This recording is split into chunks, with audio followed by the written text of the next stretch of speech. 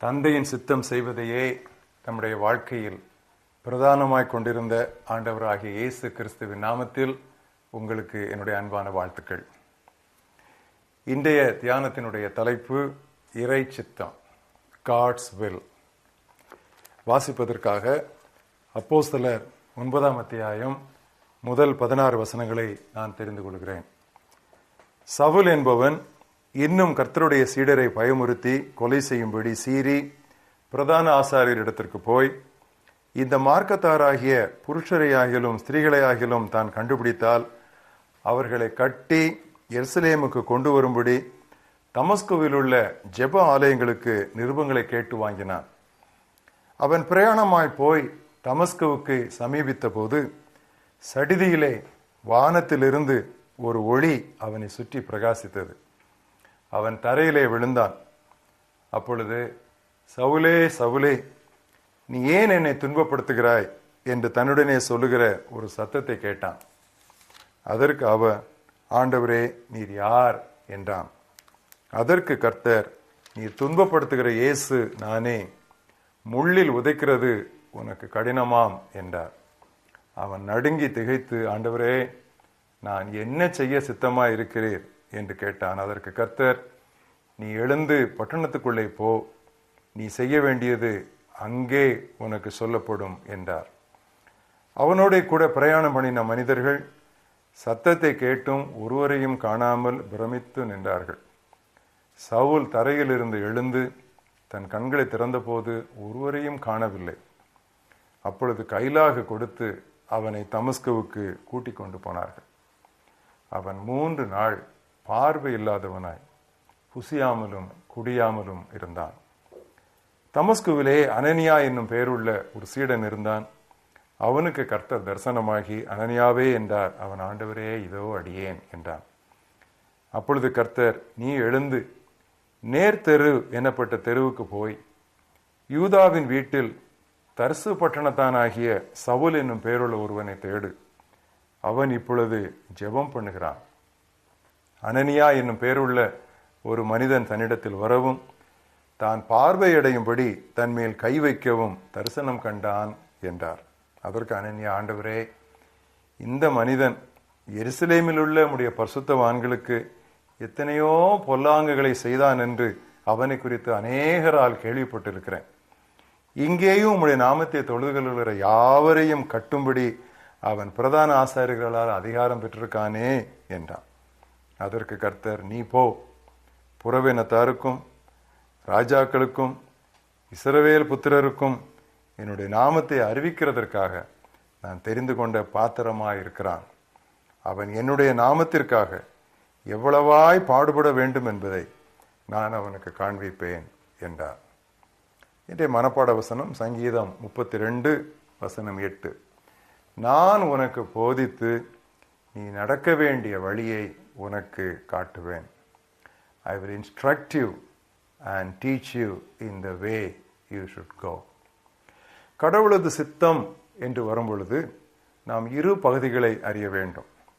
ஒன்று கடவுளுடைய பொதுவான விருப்பம், அடுத்தது தனிப்பட்டவருக்கான அவருடைய குறிப்பான விருப்பம் அல்லது சித்தம். One is God's will in general, the other is God's will that's specific. கடவுளின் பொதுவான விருப்பம் அடிப்படையானது, அது எல்லாருக்கும் ஒன்று போல் அமைகிறது. எடுத்துக்காட்டாக, பரிசுத்தம் உள்ளவர்களாய் இருக்க வேண்டும் என்பதே தேவனுடைய சித்தமாக இருக்கிறது. அது நபருக்கு நபர் மாறுவதில்லை, எல்லாருக்கும் ஒன்றுதான். அப்படியே எல்லாவற்றிற்காகவும் தேவனை ஸ்தோத்திரியுங்கள், இதுவே தேவனுடைய சித்தமாக இருக்கிறது, இது நபருக்கு நபர் மாற்றம் கிடையாது, எல்லாருக்கும் அது ஒன்றுதான்.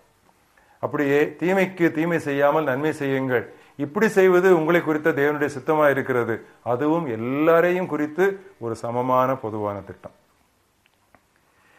இந்த பொதுவான தேவனுடைய தீர்மானம், தேவனுடைய விருப்பத்தை நாம் மிகவும் கவனமாக நம்முடைய வாழ்க்கையிலே நிறைவேற்றிக் கொண்டே இருந்தால் குறிப்பான தேவனுடைய சித்தம் நம்முடைய தனிப்பட்ட வாழ்க்கைக்கு தெரிவது மிகவும் எளிதாகிவிடும். கடவுளுடைய குறிப்பான விருப்பத்தை அறிவதற்கு 4 உதவிகள் உண்டு. 1, திருமறை போதனை. தாவீது சொல்லுகிறான், உம்முடைய வசனம் என் கால்களுக்கு தீபமும் என் பாதைக்கு வெளிச்சமுமாயிருக்கிறது என்கிறார்.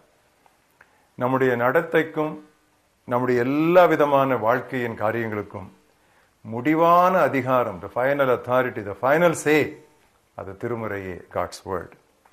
திருமறை ஏதாவது ஒரு செயலை ஆமோதிக்கவில்லை என்றால் அடுத்து அதை குறித்து நாம் சிந்திக்க தேவையே கிடையாது.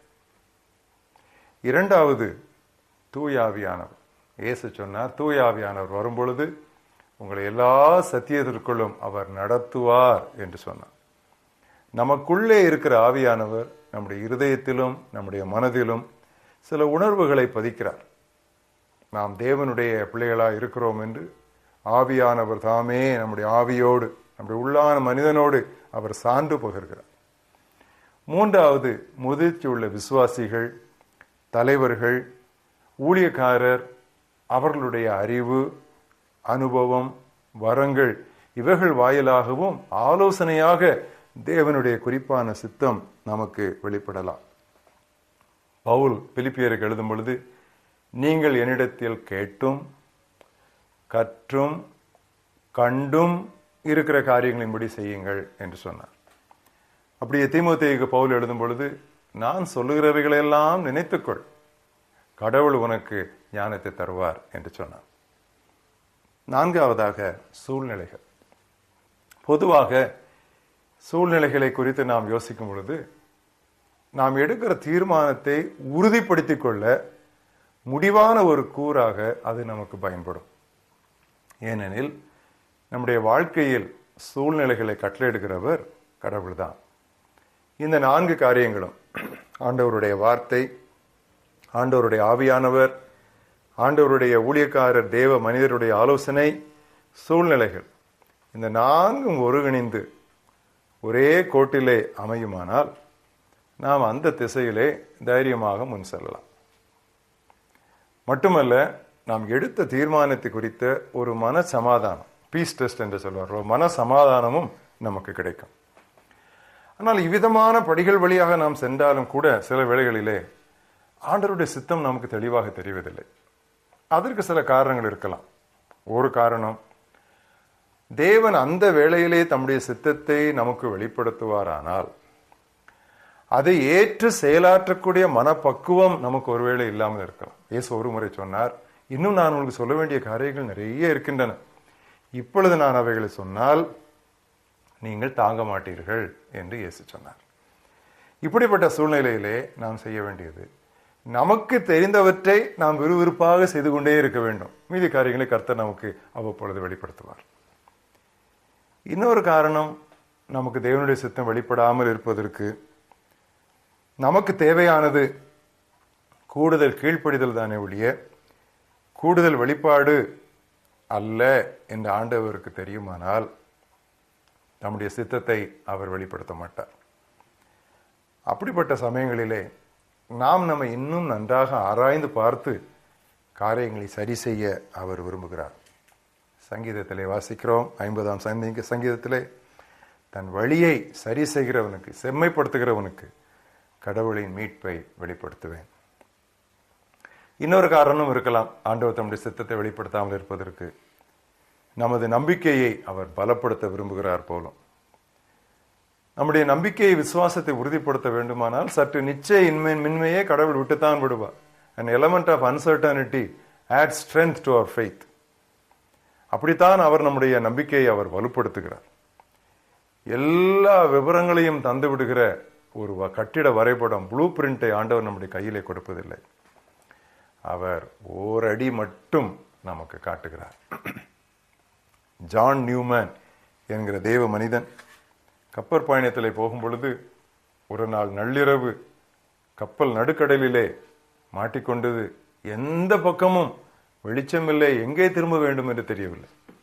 அப்பொழுதுதான் அவர் இந்த பாடலை பாடினார், காரிருளில் என் நேச தீபமே நடத்துமேன், வேறொளி இல்லை வீடும் தூரமே நடத்துமேன், நீர் தாங்கின் தூர காட்சி ஆசியேன், ஓரடி மட்டும் என் முன் காட்டுமேன். ஆங்கிலத்தில் அது மிகவும் பிரபலமான பாடல். Lead kindly light, Amid the encircling gloom, lead thou me on. One step enough for me. நான் உனக்கு போதித்து நீ நடக்க வேண்டிய வழியை உனக்கு காட்டுவேன். ஜெபிப்போம். நல்ல ஆண்டவரே, உம்முடைய திருவுளத்தை, உம்முடைய திருச்சித்தத்தை நாங்கள் அறிந்து கொள்வதற்காக நீர் எங்களுக்கு தந்திருக்கிற உம்முடைய திரு வார்த்தைக்காக, உம்முடைய ஆவியானவருக்காக, உம்முடைய மனிதருக்காக, எங்கள் வாழ்க்கையிலே நீர் கட்டளையிடுகிற அனுமதிக்கிற சூழ்நிலைகளுக்காக நாங்கள் உமக்கு நன்றி சொல்கிறோம். கடந்த காலங்களிலே உம்முடைய சித்தத்தை தெளிவாக அறிந்திருந்தும் நாங்கள் கீழ்ப்படியாத சமயங்களுக்காக உம்முடைய சமூகத்திலே வருகிறோம். எங்களை மன்னியும்.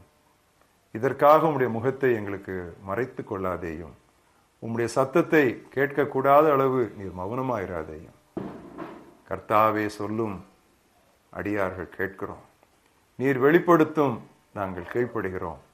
உம்முடைய சித்தத்தை கண்டுபிடித்து கடைபிடிப்பதிலே நாங்கள் வல்லவர்களாக, தேறினவர்களாக இருக்க எங்களுடைய ஆன்மீக தசைகளை நீர் பயிற்றுவியும் வலுப்படுத்தும். இயேசு கிறிஸ்துவின் நாமத்தில் பிதாவே, ஆமென்.